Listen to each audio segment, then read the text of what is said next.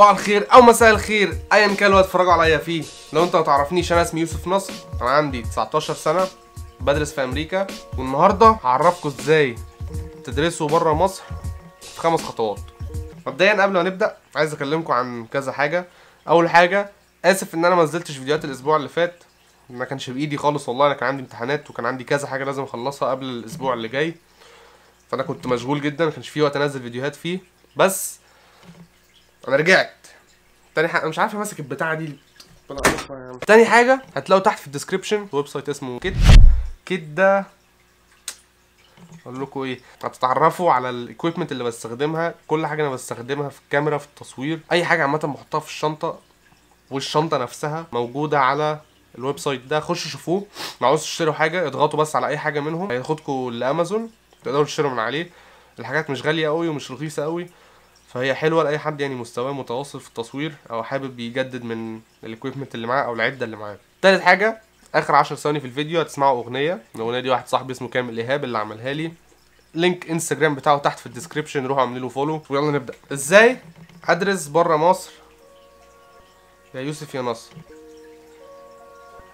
ماشي، ازاي تدرس بره مصر في 5 خطوات. اول خطوه ودي اهم خطوه فيهم، خلص مدرستك الاول. بس في حاجه لازم تعملها في وسط دراستك. لو انت في ثانويه، لو انت في اي جي، لو انت في امريكان، انت في اي حاجه سيستم ثانويه عامه، اخر 3 سنين في دراستك لازم تختار بلد هتروحها.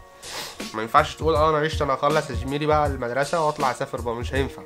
كل بلد ليها متطلبات على حسب سيستم دراستك، واحنا في مصر عشان عندنا كذا سيستم في الموضوع يعني ملخبط اكتر. هديكم مثال، انا واحد كنت بدرس اي جي وسافرت امريكا، ده نظام بريطاني وده نظام امريكي. في امريكا بيعترفوا بحاجه اسمها اس تي او سات او سكولاستيك اسسمنت تيست، معرفش اسمها ايه والله. انا كان نظام بريطاني، ماليش ان انا اخد اس تي. كان قدامي حلين، يا اما اقعد حبه كده واخد في اس تي لحد ما اجيب السكور اللي كان جامعتي هتقبله، او اللي انا عملته دلوقتي ده. هشرح لكم انا عملت ايه في الخطوه الثالثه. بعد ما تختاروا هتسافروا بلد ايه، لازم تعرفوا متطلباتها ايه، عشان لما تيجوا تخلصوا مدرسه ما تلبسوش بعد كده سنه زياده، عشان ايه؟ تعرفوا تجيبوا المتطلبات بتاعتها. فاعرفوا عايزين تروحوا بلد ايه الاول قبل ما تخلصوا المدرسه. وفي نفس الوقت حاولوا ما تفكروش كتير قوي في موضوع السفر ده قبل ما تخلصوا مدرسه، عشان التفكير الكتير هيجيب تفكير غيره.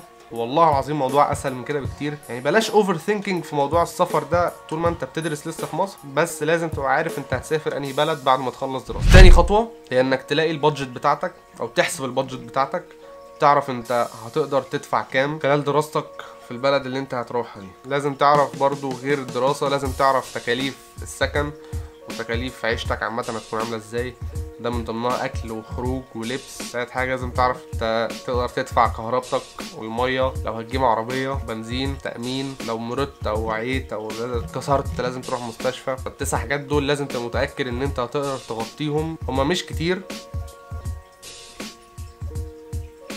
هما كتير. بعيدا عن ان هم كتير، اهم حاجه ان انتوا تبقوا عارفين وهتقدروا تغطوا تكاليف قد ايه. في حاجه قبل ما ادخل على الخطوه الثالثه لازم تكونوا عارفينها، في حاجه اسمها فاونديشن يير او اعدادي. فاونديشن يير ده بتقعدوا سنه زياده قبل ما تدخلوا الجامعه نفسها. يعني انتوا هتدرسوا في الجامعه وهتقابلوا ناس جوه الجامعه وهتاكلوا في الجامعه وممكن تعيشوا في الجامعه، بس انتوا لسه مش انرولد او لسه مش مقيدين في الجامعه كطالب جامعي. فاونديشن يير دي بيبقى سنتر بتاخد فيه كريدتس للجامعه عادي اكنك في الجامعه، بس الفرق ان انت بتدرس مع ناس انترناشونال ستودنتس. فاونديشن يير دي مهمه جدا لو انت مثلا انجلش بتاعك ضعيف او ما تعرفش كتير عن البلد دي اللي انت رايحها، وفي نفس الوقت لسه بتدرسوا مواد من الجامعه نفسها، بتاخدوا كريدتس، وبكده تقدروا تعوضوا شويه من الوقت اللي هيضيع منكم. ليه بشرح لكم كده؟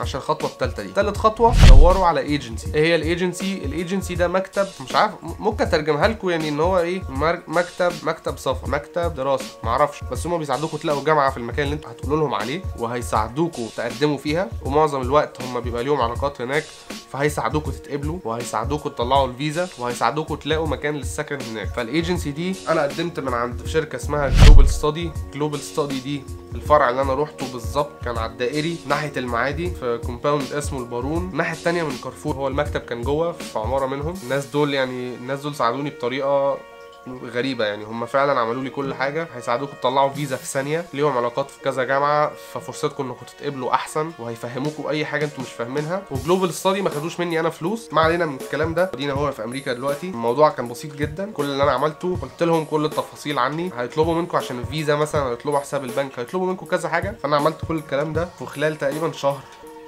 او اقل كنت حاجز الطياره. فدي كانت تالت خطوه، انكم تلاقوا ايجنسي. الخطوه دي اوبشنال، انا برجحها بس مش لازم تمشوا بيها. رابع خطوه، لما تروحوا للايجنسي اتكلموا معاهم في موضوع انكم هتسكنوا فين. انتوا عندكم حلين، يا اما تسكنوا في الجامعه في سكن الطلبه، او تسكنوا بره الجامعه. هو برضو سكن طلبه بس هو مش جوه الجامعه، فبتختلف شركات بره. هو بيكون كومباوند مثلا في شقق، والشقه مثلا متقسمه 4 اوض زي اللي انا قاعد فيها دلوقتي. احنا عندنا 4 اوض، انت بتدفع ايجار اوضتك وكهربتك انت بس. الموضوع بيختلف من شركه للتانيه، بس انا بحب ان انا اعيش بره الجامعه اكتر لكذا سبب هتكلم عنهم في فيديو تاني. فلازم تتناقشوا مع الايجنسي انهي احسن بالنسبه لكم، تشوفوا انهي ارخص، تشوفوا انتوا هتبقوا مرتاحين اكتر في انهي، تحتاجوا ايه هناك.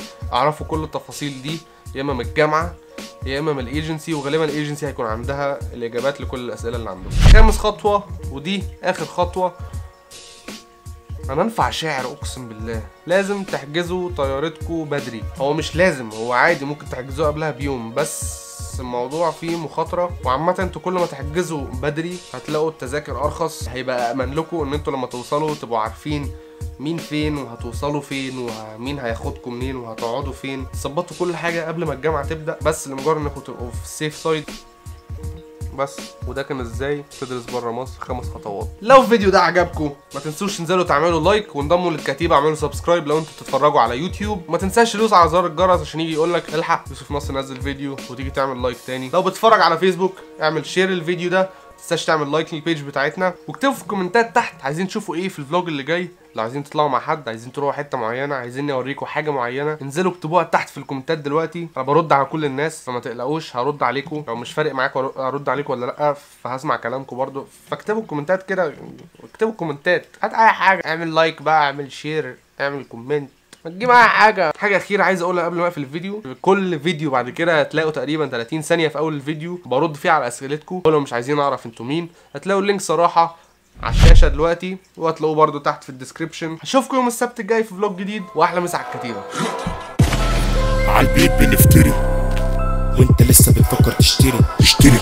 يوسف نصر نزل بقوته، هندبح اي حد تاني بيلعب في حتته. ما تجيب اي حاجه.